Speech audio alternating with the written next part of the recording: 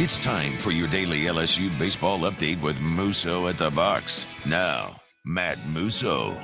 Off and running here on another edition of Musso at the Box, presented by Got Lit Light Installers. Welcome in. Glad to have you along for the ride. LSU coming off a 3-game sweep of Purdue Fort Wayne to open up the 2025 season. We recapped that extensively on Sunday evening into Monday morning.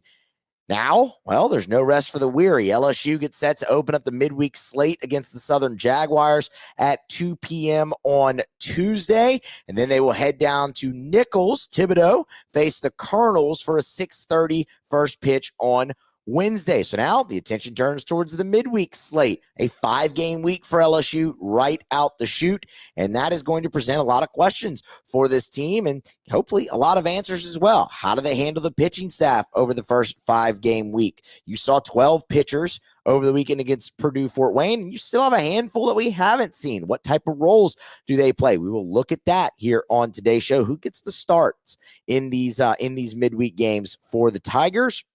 And also, what arms have we already seen that could come back? When looking at the Southern game in particular, we'll look back at last year's Southern game, one that did not go the Tigers' way, to put it mildly, how each team has changed and why things might be a little bit different this go-round when the Jags come up to Baton Rouge for the matinee on Tuesday. So plenty to get to from a pitching staff standpoint, from a lineup standpoint, because it looked like you figured some things out early in the weekend. How much do those translate over into the midweek, or is this an opportunity to get other guys more opportunities? Do you want to ride the hot hand?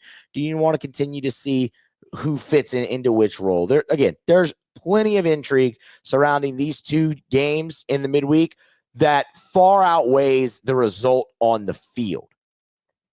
Yeah, except for the game against Southern. But we'll get to all that. Smash the like button, subscribe, share if you have not done any of those things already. Follow on social media. When we say subscribe, of course, subscribe to the YouTube channel and on your favorite podcast app. Take the show with you wherever you go. Just search Musso at the Box. Hit that subscribe button. Turn on your notifications, and you've got us.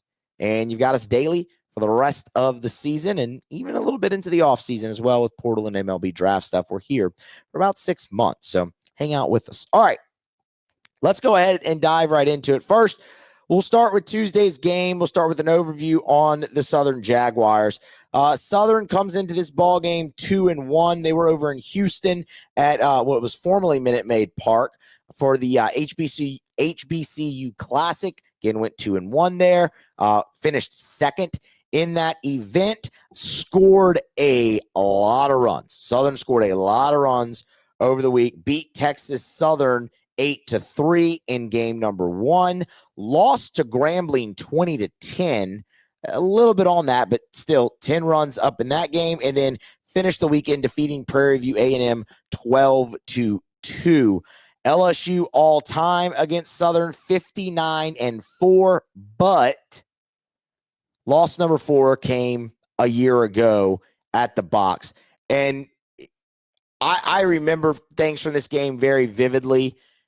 This is arguably the worst game that LSU played in 2024, and there were plenty of lows, plenty of highs, but plenty of lows for that team a year ago, and the game against Southern was arguably the lowest. 12-7 was the final score of that game. LSU committed 3 errors. LSU only managed 4 hits in the ball game. They gave up 11 hits to Southern, and I mean LSU also while they struck out 9 times in that ball game. So again, keep in mind when we're talking about what happened over the weekend against Purdue Fort Wayne and only striking out 13 times, and you want to look at it and be like, well, the competition, LSU punched out 9 times last season against Southern.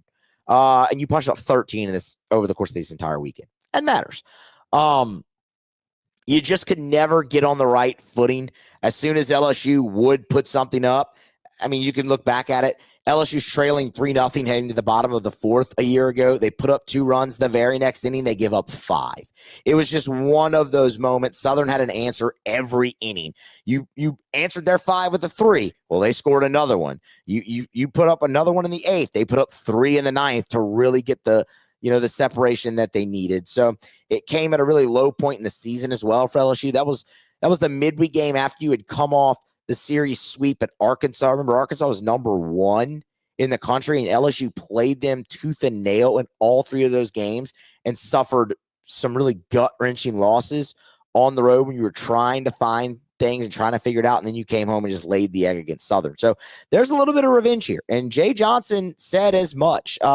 He released a print quote to LSU for their little preview write-up on this game. Said, quote, "Southern beat the heck out of us last year, so we will be ready to go." That was just the first part of his quote. And then he went on and, some nice things about Coach Crenshaw and the job he does there and Southern's program and Nichols and the challenges and all of that. But Southern beat the heck out of us last year, so we will have to be ready to go. And I obviously expect LSU to be very, very much ready to go in this game. When you look at Southern a year ago compared to now, look, the offensive numbers stand out. That loss to Grambling is ugly. What I will say is Grambling was an NCAA tournament team a year ago. They won the SWAC, and they are favored to do so again here in 2025. So not really too much shame in that. Now, look, you never want to get beat 20-10, but Southern also took care of business against the other opponents in there. So the offense is something that you're obviously going to have to watch. The Jags hit over the course of that weekend, 382 over the course of 3 games, or excuse me, 313 over the course of 3 games. They hit 4 home runs. They were paced at the plate by designated hitter / infielder Jalen Mack. He hit 400, including a home run, drove in 5. That brings him tops on the team and tied for the lead in homers, obviously, and tops in RBI. And then Benny Bakar and TJ Bates also had very, very productive weekends at the plate as well. Bakar's hitting leadoff for Southern, did in all 3 games. You can expect to see that as they come into the box. As far as their pitching plan, I don't know where Southern's going to go with this. Southern didn't use many arms actually over the course of that weekend, so there's plenty of guys that you could see go out. We'll just have to kind of wait and see where they settle in on that. In terms of how they are different from a year ago, it's a lot of new faces, specifically on offense. Looking back at the starting lineup that Southern ran out there against LSU a year ago to now, like to their first weekend, there are just 3 names returning. Now, one of them is Jalen Mack, who we just said, is kind of leading the team in most categories. And he went 2 for 4 against LSU a year ago with a walk. So he killed you last year. He's off to a hot start this year. That's the guy I would really circle in the Southern lineup. Now, obviously, look, this is going to be a much different LSU team that Southern faces. This is one that seems much better equipped on the mound, just from a depth standpoint and a stuff standpoint. But also, when you look at what LSU is going to run out there on the mound in this game, it's much different than a year ago. Now, that being said, Cade Anderson started that game a year ago against Southern. You also saw Christian Little, but that was before he really found himself. Thatcher Hurd got some run, pitched well, but wasn't really helped out by his defense. Gave up 3 runs. None of them were earned.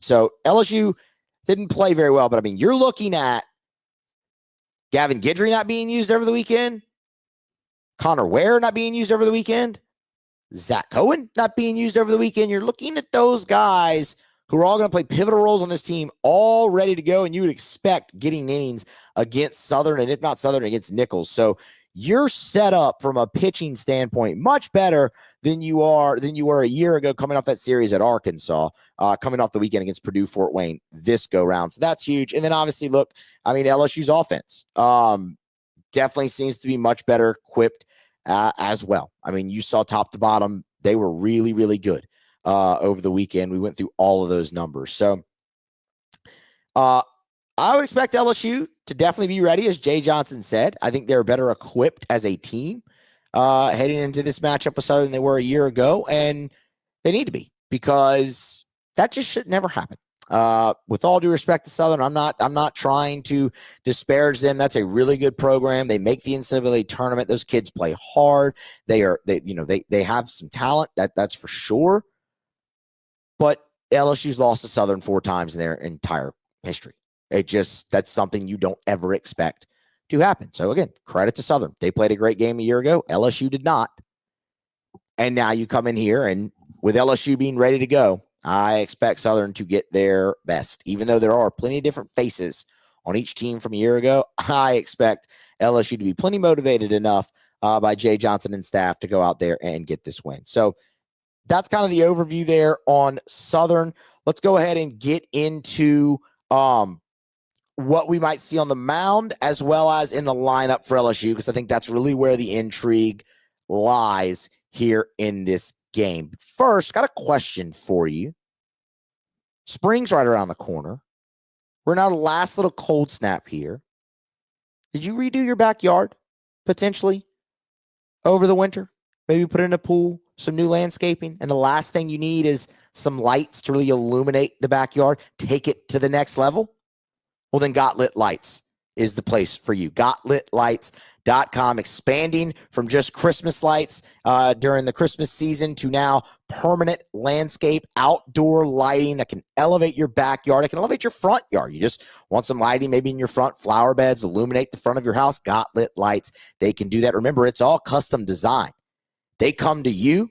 You get a quote. They come to you. You tell them what they want, and they make it a reality. Custom cut lighting. You're never going to have loose lights with Got Lit. And now permanent landscape lighting as well for the backyard, for front yard, in your trees, anything you want. Got Lit Lights, they can help you out with that. GotLitLights.com. Also, parties, private events, weddings, graduation. That's coming up in May. Obviously, maybe just family gathering. You need lights for that. Temporary. Got Lit Lights, they can do that for you as well. Check out their Facebook page for more. They're always posting things that they're doing over there at Got Lit. But give my guys over at Got Lit Lights a call or go to the website GotLitLights.com for your quote. Okay, LSU. Let's start on the mound because, look, they were awesome, obviously, against Purdue Fort Wayne. You did not see Gavin Guidry. You did not see Zach Cohen. You did not see Connor Ware. You did not see Chandler Dorsey. And we could go on and on and on. There's a handful of guys on this staff that you haven't even seen yet. So when you look at starting wise, I focus really in on those first three guys that we mentioned: Guidry, Ware, and Cohen.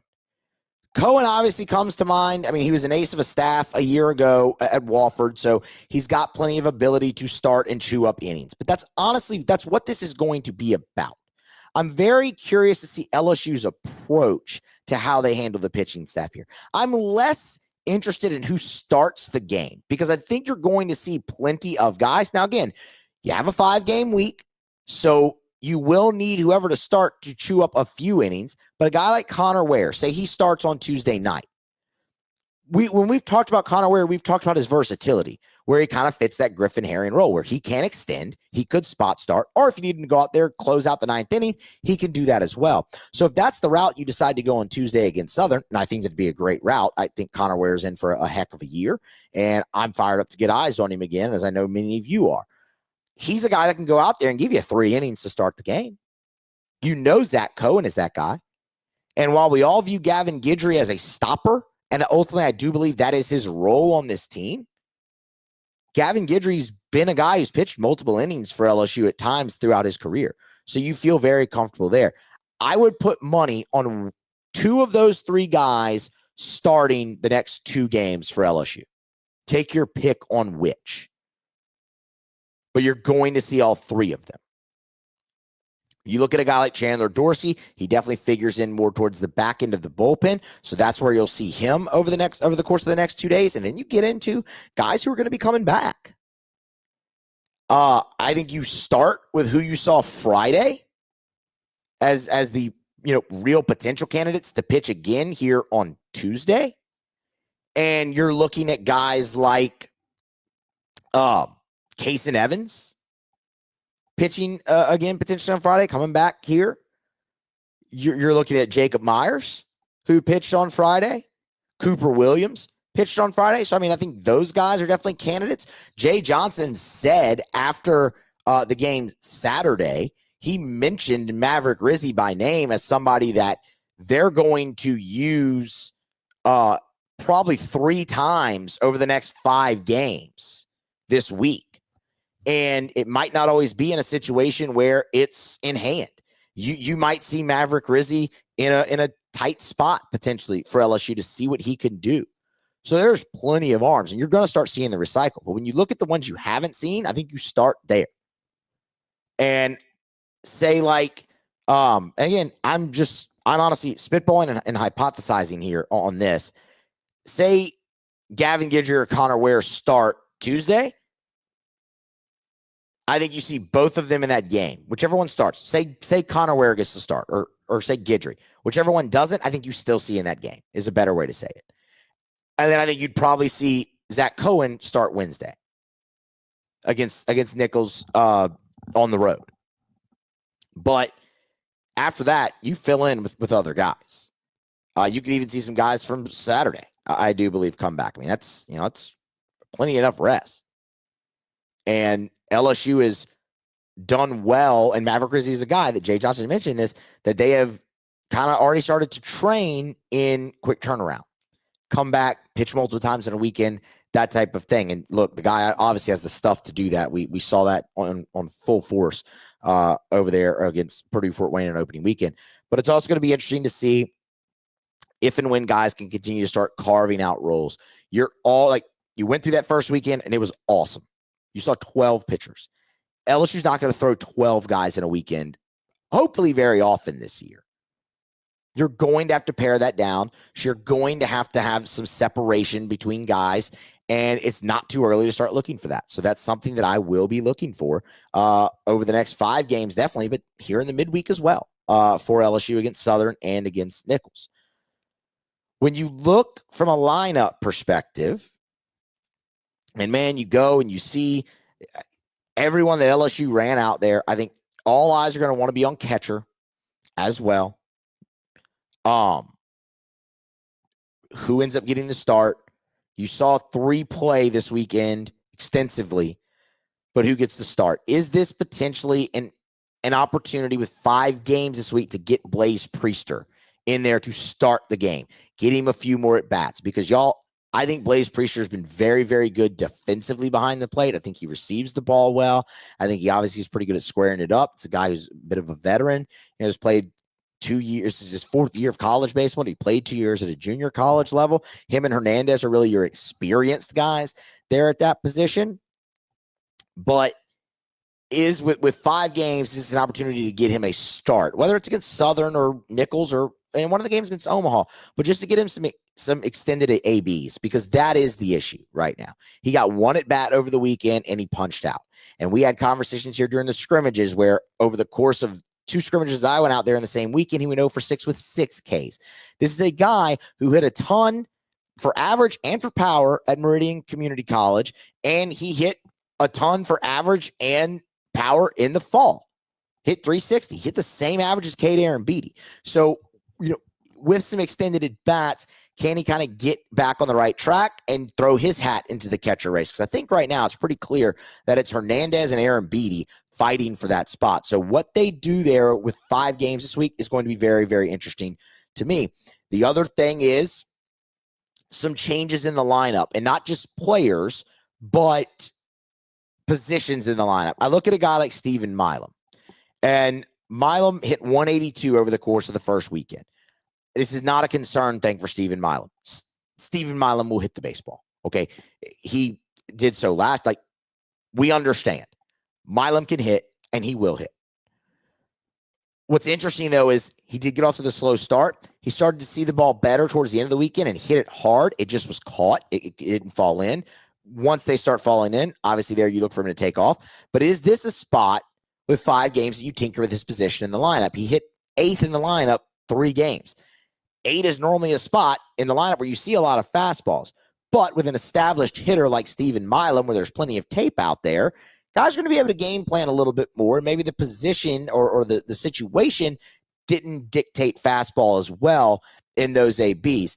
Also, Purdue Fort Wayne didn't throw LSU a lot of fastballs. LSU saw a lot of off-speed, a lot of breaking stuff, as you might expect. Maybe you move Milam up in the lineup, put him in positions where guys will be on more in front of him, and it dictates them having to pitch to him more and see if you can't get him going. Maybe that's just something that you try this go round. I think LSU's pretty set right now in the top 3 in their lineup. It's not to say that that won't change at all over the course of these 5 games, but I think they feel pretty damn good with Stanfield, Curiel, Jones leading off in the top 3, and I think that they should. All 3 of those guys had outstanding weekends. We mentioned Jared Jones not striking out once over the weekend against Purdue Fort Wayne. So we go back to the conversation of protecting Jared Jones. And I think right now you look at one of 2 guys that have earned that opportunity to be in that spot, and that is Daniel Dickinson and Ashton Larson, because they were your 2 leading hitters over the weekend. They both went yard. They both drove in 7 runs. So they're your 2 leading hitters, Larson at 667, Dickinson at 556. Each are tied with 7 RBI to lead the team. And again, each of them went yard. Each of them hit a double. They had very similar stat lines. They are the ones who have seen the ball the best, hit the ball the hardest. It would make sense that one of them gets the opportunity here to at least audition for that role to protect Jones. You saw Dickinson get that opportunity on Saturday against Purdue Fort Wayne. I liked it. He drove in 2 runs in that game. I'd love to see him in that spot again. And if it's not him, you want to alternate lefty-righty, go with Ashton Larson. He's the left-hander that could do that. Whether he's in the field or whether he's DHing, or as I put it in the recap, whether he's playing on the moon, as long as he gets to hit in your lineup, I don't care where you put him. But I love seeing 44 in the lineup because all the kid does is hit. And I loved the home run because one of the things I really wanted to see potentially from him this year was an increase in the power numbers. And that home run he hit Sunday was raw power. Same with Danny Dickinson. He got jammed and was able to be strong enough to get that ball up into the jet stream and get it out of the park on Saturday. So those 2 guys. You saw 3 different guys protect Jones. You saw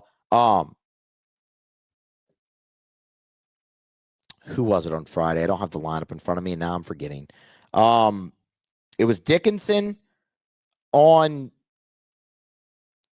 it was Dickinson on Saturday. It was Brown on Sunday. Friday, it was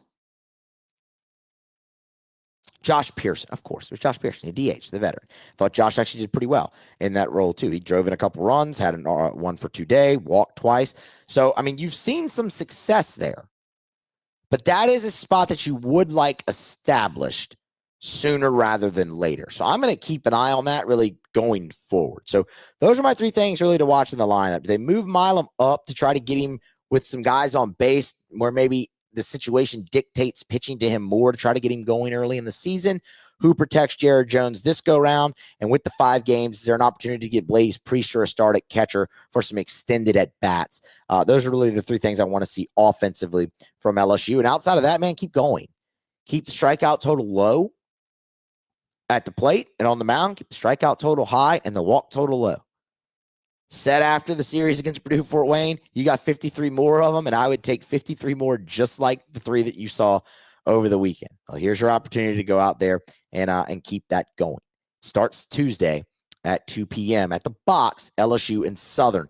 Quick programming note on that. Obviously, I will be on air with Matt Moscona on After Further Review during that game, so there will be no live stream, but as soon as AFR is over and I can get here into this studio and record a post-game show, we will do that. We'll recap the game against Southern, and we will give a brief preview of the Nichols game with what LSU has left, what you might see in that matchup as the Tigers head down to Thibodaux. The live streams will return for the Nichols game as that one is at night. Y'all smash the like button, get subscribed on your way out, YouTube and on the podcast apps. Just search Musso at the Box. Follow me on social media and be here next time for more. It's Musso at the Box, presented by Got Lit Lights.